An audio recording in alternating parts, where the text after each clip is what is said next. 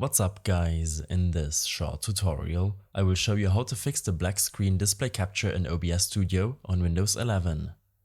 This should be quite an easy tutorial, everything you need will be listed in the description below. To get started, right-click your desktop and select Display Settings. In the Display Settings menu, scroll all the way down and click on Graphics. In the Graphics Settings menu, keep the preference as Desktop App and go ahead and click on Browse. Once you click on Browse, a File Explorer window will open up. Navigate to the folder that contains the OBS Studio application.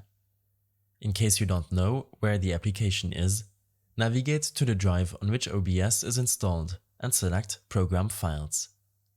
Once you're in Program Files, go to OBS Studio and click on Bin. Here, select either 64 or 32-bit, depending on which version you're using, and then finally double-click OBS 64 and add it to your graphics settings menu. Once OBS Studio is added to your graphics settings, click on Options.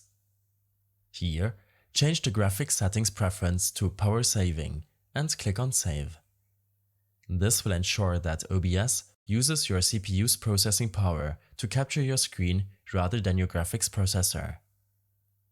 When this is done, open up your settings by clicking on this gear icon in your taskbar, or simply by searching for it in your Start menu.